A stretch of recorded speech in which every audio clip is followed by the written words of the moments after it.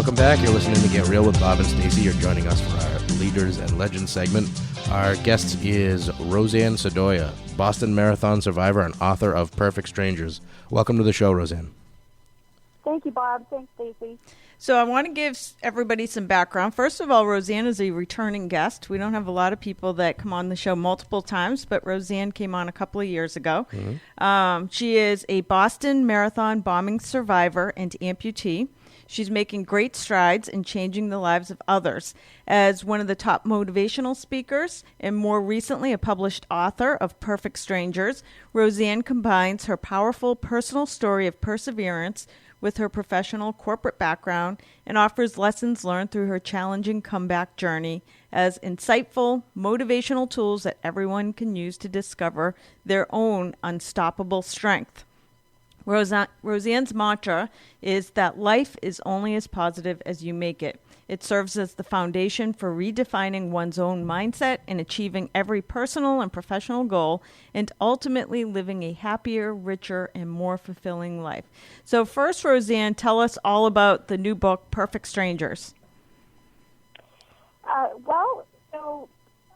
Early on, so many people would hear the story and say, you should write a book, you should write a book, you should write a book. And I think if you're told enough times you should do something, it eventually happens. Mm-hmm.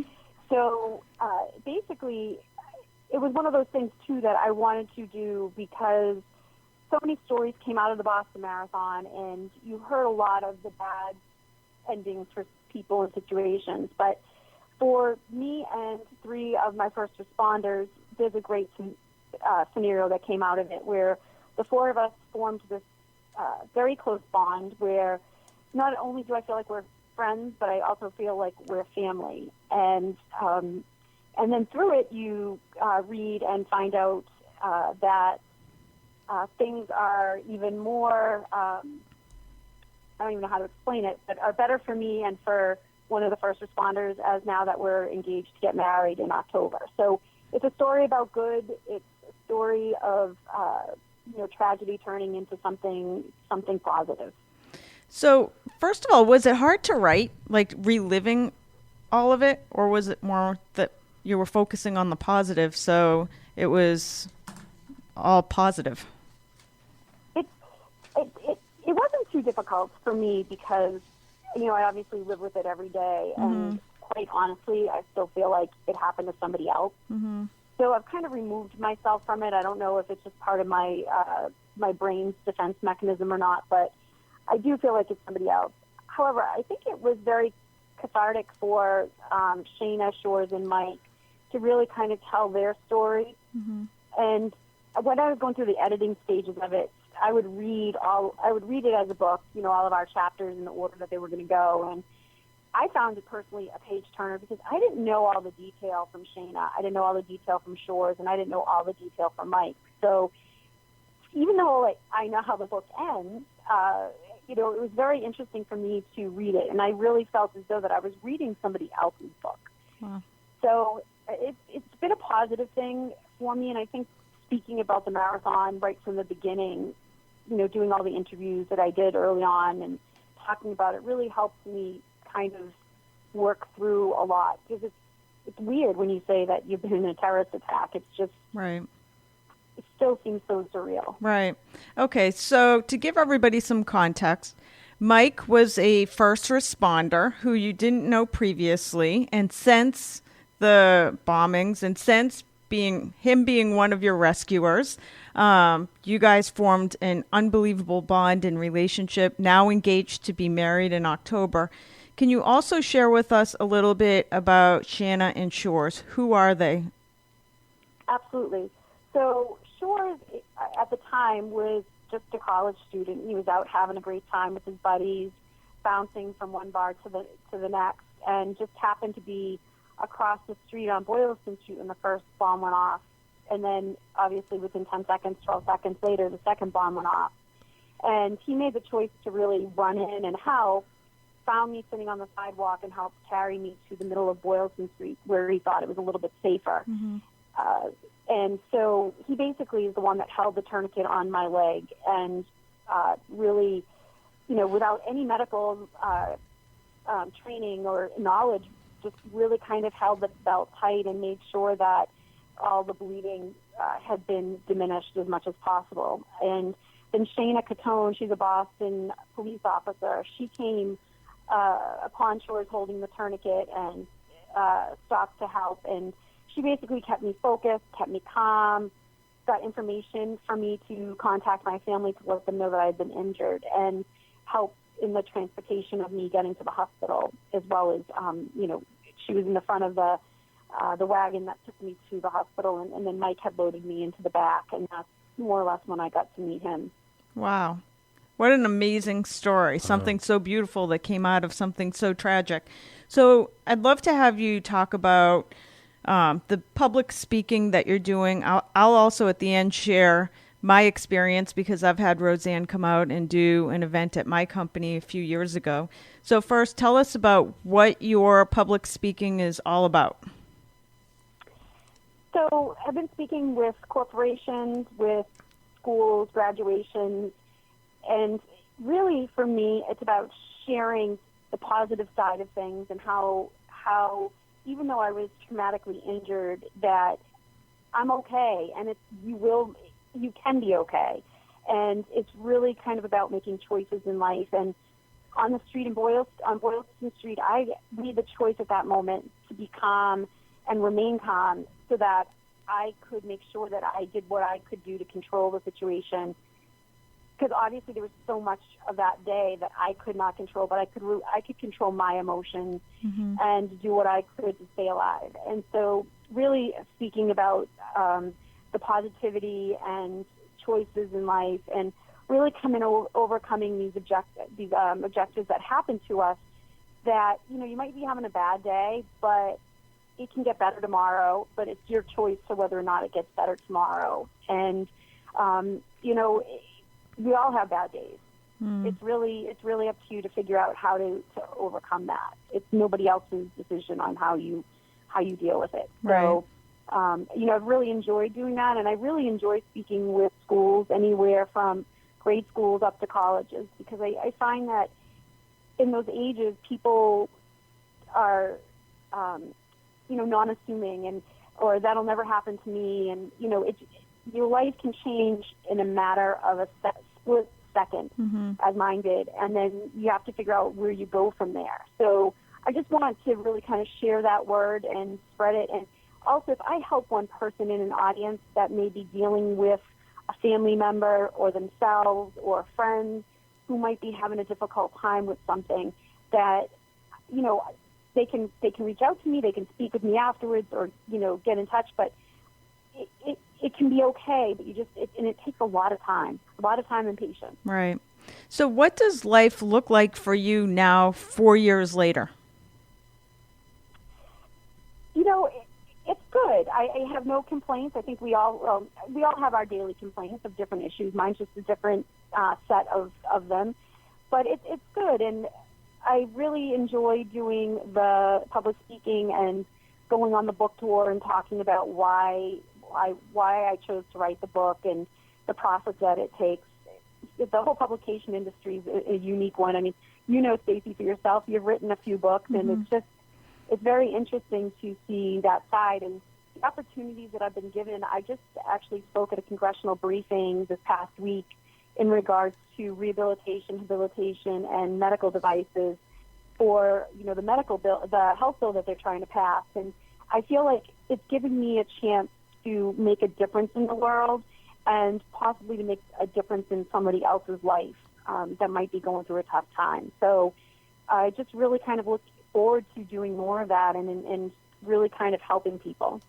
Do you ever feel fear, either going out into public places or just some of the stuff you're doing? Like, I would feel extremely fearful of speaking in front of a congressional hearing. So my question is, when do you feel fear, and how do you get past your fear?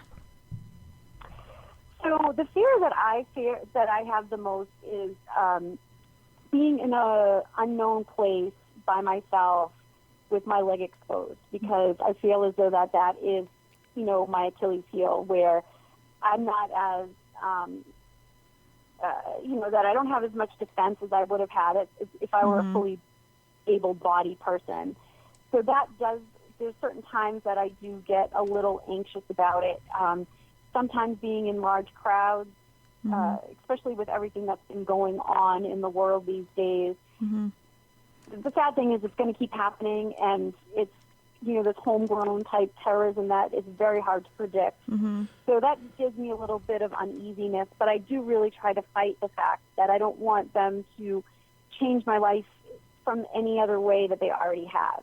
And, so I really try to make sure that I attend different sporting events, or I've gone back to the marathon for the last 4 years. Wow. And I really want to make sure that I don't want to be a homebody sitting in a room, not going outside because I'm afraid. As for the congressional hearing, it didn't scare me to do that because I'm only speaking about what I know and trying to inform people of things that unless you've gone through it, you would never understand or know, and hopefully educate a few more people to think and put a face and a name with these situations. And if I can do that to help me and others, then, so be it. Right. I think that's kind of what I was intended to do with this happening to me. Right. Well, as I mentioned, for anybody listening, I had Roseann out speaking at an event 3 years ago. And so it was fairly new. It had happened, I think, within a year before. And people still talk about it today, that you were one of the most inspiring people that they had the opportunity to meet and hear from, because basically the message was about the silver linings in life. And no matter how bad it gets, there always seems to be a silver lining. And sometimes you don't feel it when you're right in the middle of it. But if you wait it out long enough, you end up looking back and you see all the good things that come out of some of the hardest challenges that we face. Absolutely. And it was so early on when I spoke with you. I wish I could have a redo at some point. Okay, Dawn. I was very emotional at the time, and it was all still very confusing. And I think 4 years out from it, obviously I have a different thought process and pattern, and it's not as raw as it was. And I think that getting my message across, I can get my message across better these days, and not have it be as emotional. Because I really do feel like every day that the further I get away, it's almost like it happened to somebody else. So I'm almost kind of detached from it in a sense, but yet still have all of the knowledge that I've learned from it. Right. So when you see stuff happen in the world, like there was the bombing at the Ariana Grande concert, things like that. So when you see stuff like that, because I know how much of a giving person you are and you just want to help people, like, what do you do? Like, I know you want to call and figure out a way to help those people to start the healing process. What can you do? Do you just sit back and wait and see if people reach out to you? I do, Stacey, because you know what? It's such a personal time, and there are so many organizations out there. As a matter of fact, one of my friends, my now friends, her name is Sarah Reinerson, and she's very involved with the Challenge Athletes Foundation, and she does a lot with Nike, and she's come into contact with different people, especially some people from the Belgium experience. And, she's like, would you speak with this person? And absolutely. So there's like groups of people that are out there going immediately to visiting these people or being in touch with these people. And they know that I'm willing and more than happy to contact them or reach out, especially locally.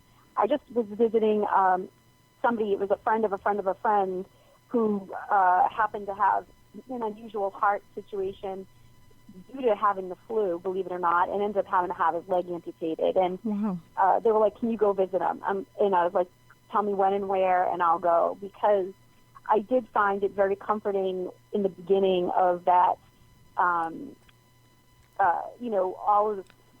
these people came to help me, and I just want to pay it forward. And in a sense, too, there's so many organizations when these crazy big things happen that, kind of go and help.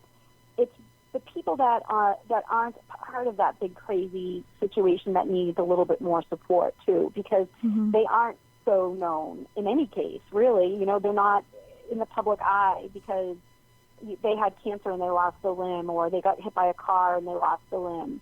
So, Right. you know, doing things just as locally is just as important as going out to these bigger news story scenarios. But any sort of help that I can give and that people reach out to me, I'm more than ready to get on a plane and go wherever and do whatever I can.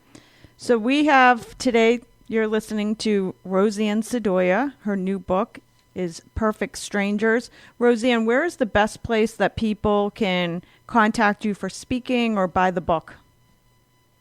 I have a website, which is robostrong.com. So it's R-O for Roseann, B-O for Boston, Strong. It's all one word, robostrong.com. And they can reach out through email via that, or my phone number's on there as well. And there's also links to purchasing the book if they would like to. Wow, that's awesome. So Roseann Sdoia and her book's Perfect Strangers, her website, robostrong.com. Thank you so much for joining us today, Roseann. Thanks, Roseann. Thanks, Bob. Thanks, Stacey. That's going to do it for this edition of Get Real. Join us again next weekend for